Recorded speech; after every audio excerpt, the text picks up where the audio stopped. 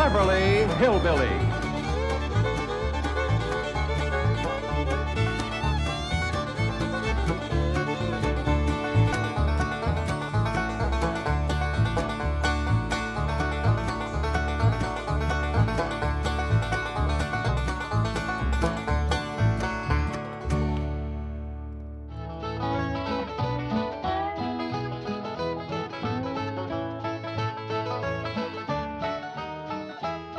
See, Duke, it's easy. I just throw this stick out yonder, you pick it up and fetch it back. Okay? But we'll do it again. Go on, boy. Get it. Fetch it, Duke. Fetch it, fetch it. All right, I'll show you. Just once more now. Now you watch.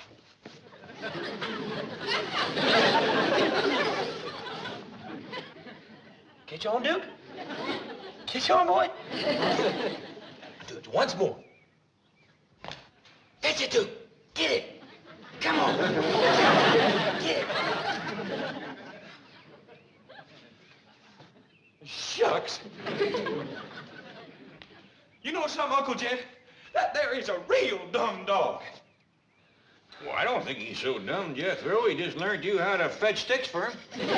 But the dog is the one that's supposed to do the fetching. Why, there's a fella down the street that has a dog that fetches sticks for him all day. Well, next time you want some sticks fetched, go down the street and let that dog fetch them. He just don't care nothing about it. Some top bottle tops running around. Jed, do you want some victuals today? I do, Granny. I've worked up a right smart appetite fetching sticks for old Duke. See, Jed, that's the trouble around here. The critters are taking over. Ellie Mae has done made pets out of everything but my pickled turnips.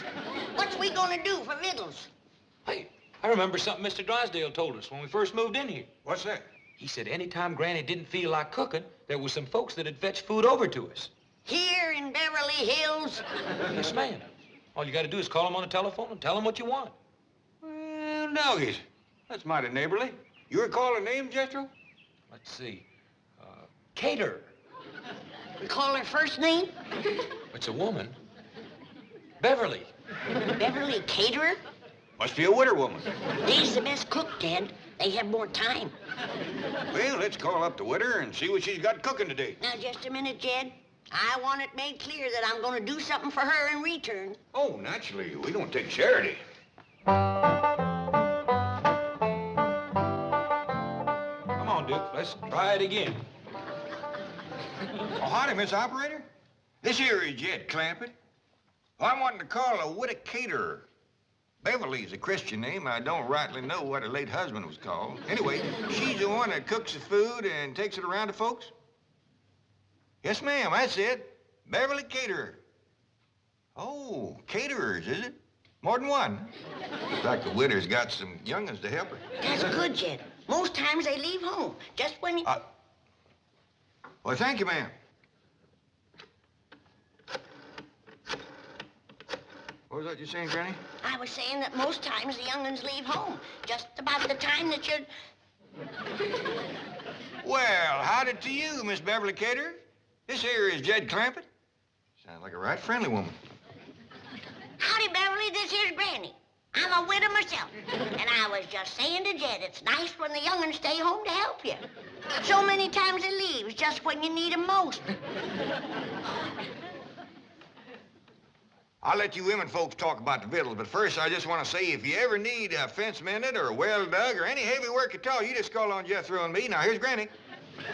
Beverly, what you got on the back of the stove this morning? I don't want to put you to no extra trouble. Huh? Well, me, I'm partial to baked possum, but we'll take jowls or fatback or sowbelly. Any kind of meat will pleasure us considerable. What's that? Bunch of nuts. Well, you can send them along. I'll tell you right now, the critters will get the bulk of them. Now tell me something we can do for you, honey. Do what?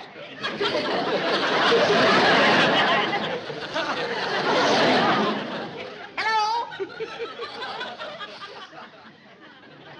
I declare, Jed, I never knowed anybody could turn nasty quicker than her. I wonder what set her off.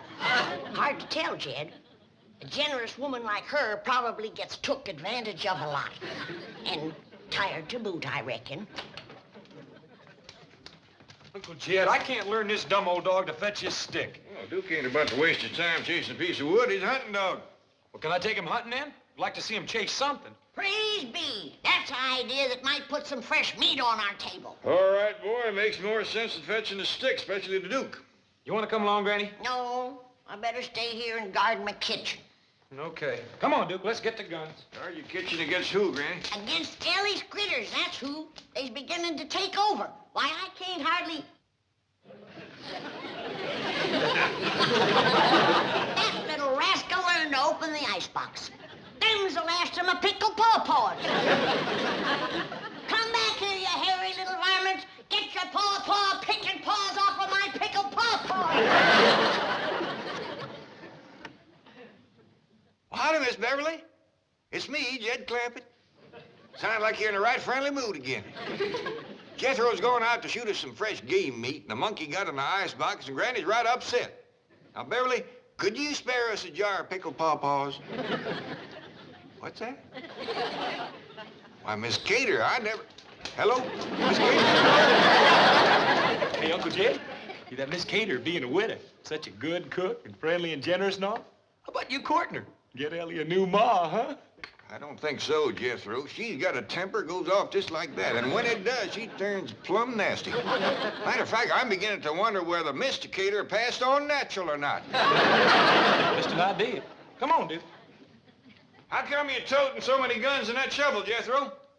Granny gave me strict orders not to come back empty-handed. I'm ready for anything that jumps, flies, runs, or digs into the ground. Good luck, boy. Oh, gee, thank goodness you're back. I didn't want to disturb you at the meeting, but your wife has been calling frantically. Oh, that woman gets hysterical over nothing. What's it now? Well, it seems there's a kangaroo in your backyard. You see, the slightest little... What? What? A kangaroo? Where did it come from? Australia. That's the only continent where... Oh, I know that. How did it get in my backyard? Well, your wife is rather incoherent, but Ravenswood said it's from the Second National Bank of Melbourne. Second National Bank. Oh, that's where Gene Sandbloom was transferred to from... That explains his Christmas card. May I share the humor of the situation, Chief? Well, I sent him an alligator wallet, so he said he was going to send me a kangaroo pouch. Kangaroo pouch? On the hoof, as it were. Mr. Sandbloom does have a sense of humor. Yes, we'll have the zoo pick it up. I'll call Margaret. Mr. Drysdale's office? Oh, Ravenswood. Uh-huh. Mm-hmm. Good, I'll tell Mr. Drysdale. Oh, and don't worry about the kangaroo. The zoo will take care of it. Right. Cheerio. Ravenswood has your wife under sedation, and she's resting comfortably. Oh, good.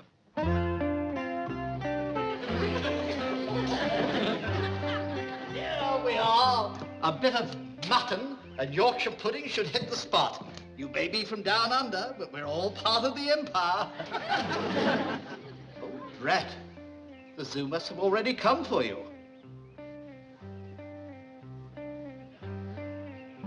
Oh, I'm gonna cook up a rabbit stew. Soon as Jethro shoots me one or two, then we'll all sit down to the table and we'll eat and we'll eat.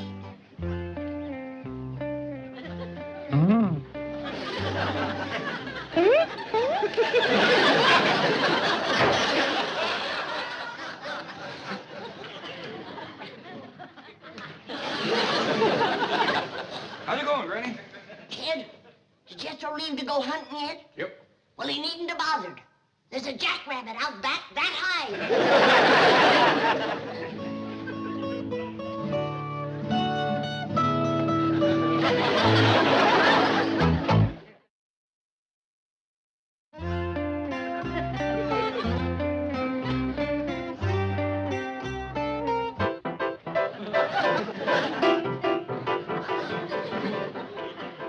Now, you hold on, Jed Clampett.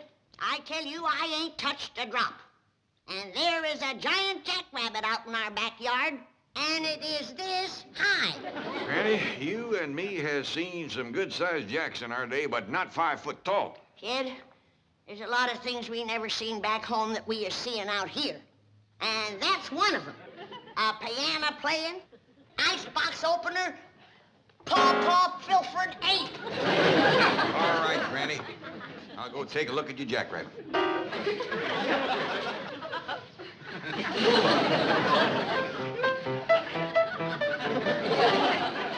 Come on, you can see for yourself. He can jump over this house, I tell you, in one hop. Whereabouts is he? I don't know. But sure as I live and breathe, he was sitting right there, 5 foot tall and looking me in the eye. 5 foot tall sentinel, was he? Yes, he was. Where did that jackrabbit go? Well, why don't you look out front? Maybe he hopped over the house, just like you said. You think I'm talking nonsense, but you'll see, because I'll find him. What's all shouting about, Granny? Nothing. Don't tell her, Jed. I don't want her making a pet out of all that meat. Let me go in the kitchen and get out my biggest pot and start peeling taters. Lots of them. Here, Jack. Here, Jack. Here, Jack. Who's Jack, Paul? Never mind, Ellie. Just try to keep your critters from pestering Granny. You got her so upset she's got into her jug, and now she's seeing visions. What kind of visions? Well, I reckon it's all right to tell you. Granny thinks she's seen a 5-foot jackrabbit.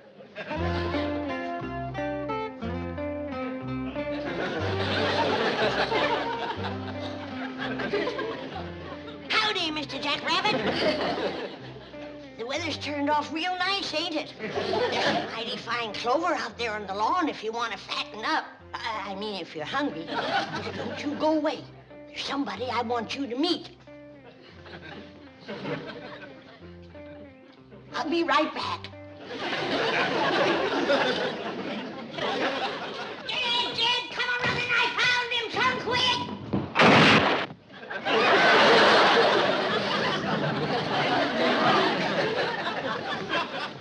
Dad, I seen him again. The giant jackrabbit. I bet you did. He's right out front. Come on, I'll show him to you. Maybe you better lay down a spell. No, he'll get away again. All right, I'll take a look.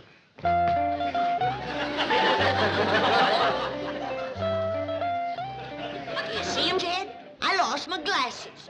But he must be out there somewhere. Well, yeah, I see him. Is he out on the lawn eating clover? Great big old pink jackrabbit. Pink! Now, don't get upset. There's other colors, too. There's a blue one. There's a green one. Here comes one with purple polka dots. I wish I could see him. What's that you say, Mr. Jackrabbit? All right, I'll tell her. He says he thinks you ought to go in and lay down. Yeah, I think I better had Jed. Howdy, Miss Jane. Oh, Jethro! And you've got a wonderful surprise. But why do you look so worried, noble beast? Because I can't find no good hunting place, that's why. And Granny gave the strict orders to bring home some meat. Oh, Jethro, food should never be a problem to people of your means. There are markets, supermarkets, caterers. Uncle Jed called that there Beverly caterer, and he got mean-mouthed something awful. Mean-mouthed? Yeah. He says she's the nastiest tempered woman that ever answered a telephone. Well, Mr. Drysdale shall hear this. The bank has a substantial interest in Beverly caterers. You wait here. Well, howdy, Beverly. This is Jed Clampett. You're sounding right pleasant again. Now, wait, ma'am. I ain't called to ask for victuals. It's just that Granny's laying down with a right smart headache. And I was wondering whether you could fix her a poultice. Tell her to do what?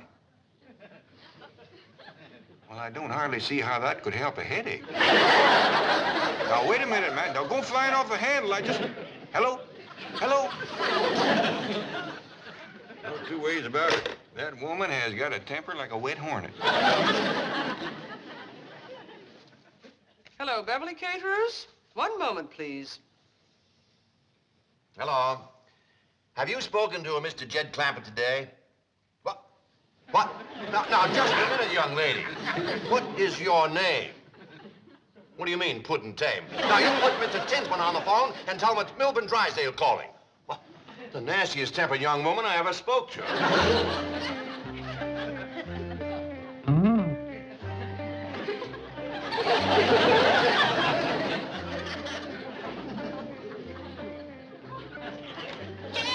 Jed, come quick.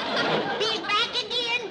He went outside there. Go look quick, Jed. Who's that, Granny? The giant jackrabbit. Oh, him again. All right, where's the jug? What jug? The jug that rabbit keeps coming out of. The jug gave you that headache. I ain't ain't touched the jug. I busted my head running into them curtains. Yeah, sure. They'll do it all right. Now, I gotta catch that giant jackrabbit. Where's my shotgun? Well, Jethro's got it out hunting. Well, then we gotta catch a snare and put a snare out for him. Granny, wouldn't you rather lay back down and let me bring you a nice big cup of black coffee? Now, I'm gonna catch that big giant jackrabbit whether you help me or not, and I don't care. I'll help you. I'll help you. All right. Now, you get me a nice big stout rope and put some bait in the snare. Yeah, it'd take about 2 dozen carrots for a rabbit that size. Now you're thinking straight. Yeah. Just took me a while. Jethro. A restitution is about to be made. Yes. Now, give your Uncle Jed a message from Tell me. him that the young woman who was so rude on the telephone will arrive in person to offer her abject apologies. Yes. And tell Granny she needn't worry about food. The young lady will also bring with her a truck full of delicious piping hot viands and an assortment of tasty beverages, all of which will be offered at your pleasure. Yes. Have I anything else to say, Miss Hathaway? No, Chief, I think you've said it all. That sure is going to make Uncle Jed and Granny happy. Thank you, Mr. Drysdale. Not at all. Glad to do it. Jethro? Don't you think you should reward me for my efforts? Well, all I got with me is a nickel and 2 pennies, but you can have that. There are other ways for a handsome young man to reward a young lady. There is? Yes. Tell me, do you enjoy kissing? Well, I like to kiss girls. Well, then, I'm going to close my eyes, and I want you to enjoy yourself. Go ahead, Jethro. Enjoy yourself. I am. Get out of here, you shameless vixen! Yes, ma'am. Come on, Duke. Thank you for the kiss. Now, let's see. If I was to tie another rope onto the bottom of that limb, pull it down, and then take my loop and put some carrots in it. Howdy, Mr. Jackrabbit. Would you like to step into my kitchen? You ain't gonna get away from me again, I can tell you that. Now, are you gonna come peaceable, or do I have to take you by force? Ooh. Ooh.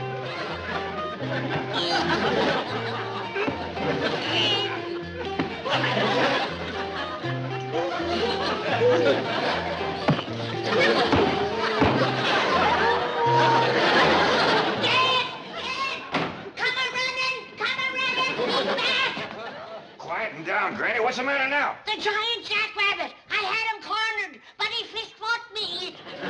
Fist fought you. Yes, he did. Now you go outside and belt him upside the jaw.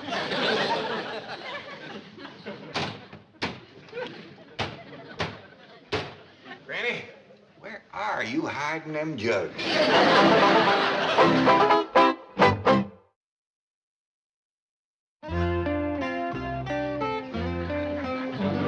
Oh, I'm gonna cook up a rabbit stew, and one giant rabbit will more than do. Hey, Granny, you don't have to do no cooking.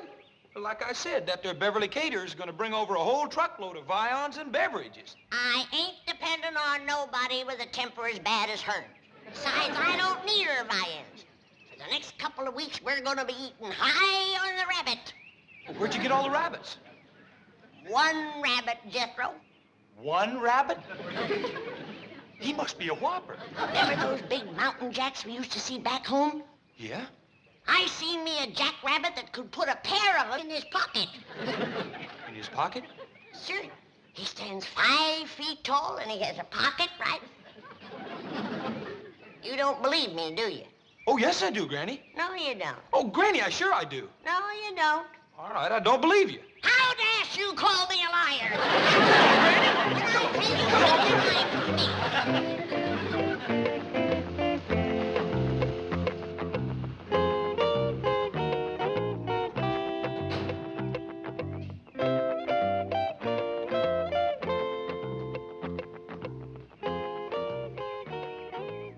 Mr. Tinsman, do I have to face Mr. Clampett all by myself? Yes, you do. You're the one who insulted him on the phone. And you're the one he'll expect an apology from. But he talked like a nut. Miss Billington, a man as rich as Mr. Clampett may talk like an eccentric, but never like a nut. I sure hope he'll forgive me. He'll forgive you. If he's anywhere between 15 and 95, he'll forgive you. I'll take the food round to the kitchen.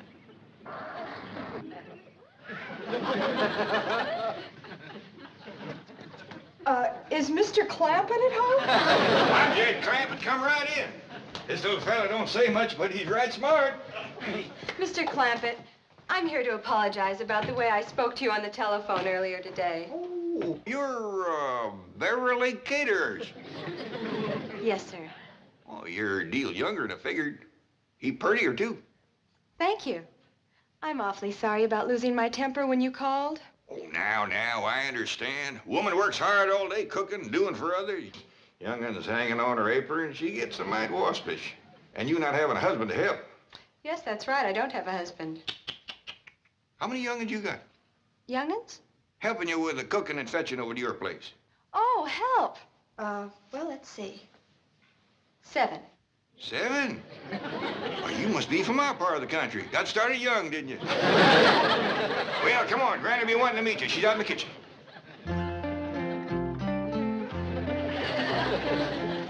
I got you, you big overgrown rascal. Now you're coming into the house to show you to Jed. And then you're going into the stew. That's where you're going. Oh, that's Mr. Tinsman at the back door. He's my boss. Come in, come in. I'm Jed Clampett. A real pleasure, Mr. Clampett. I'm Bill Tinsman. I hope everything has been straightened out and the Beverly Caterers will always be welcome in your home. Why, you bet you're lying. This is a mighty fine young woman. She says you're her boss. That is right. I own Beverly Caterers. What dickens you say? Can you do that out here? Why, of course. Mr. Drysdale holds a small mortgage, but as soon as that's paid off, she's all mine. Now, that don't take the ham off the hog. Jed! Now, Jed, you can see I ain't been at no jug. Now, these folks is Beverly Caters and Bill Tinsman. These are the ones that does all the cooking. I hope we can cook for you, Granny. You can commence with this one. I caught him, now you can cook him. Why, you little varmint, you untied my giant jackrabbit. Giant Jackrabbit. Yes, my giant jackrabbit. That's what I wanted you to cook for me. He stands about 5 foot tall, has brown eyes, and a pocket right here. Now, don't you go away. I'll go get him for you. Granny, wait a minute. We'll be back directly. You all go in the parlor and let the little fella play piano for you.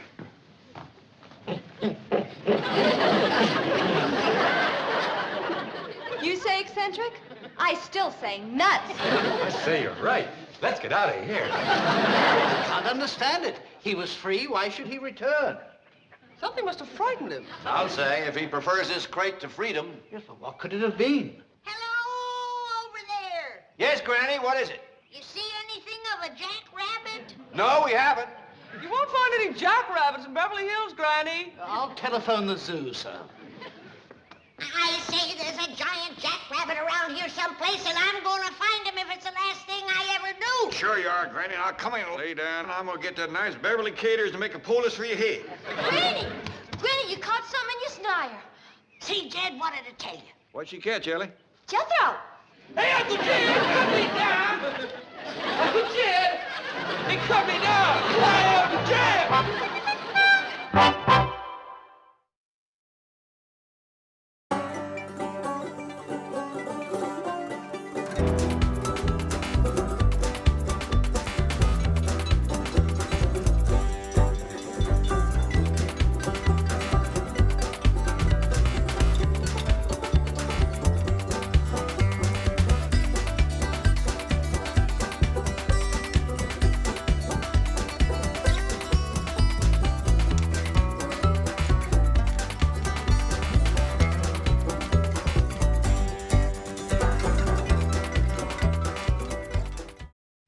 This has been a Filmways presentation.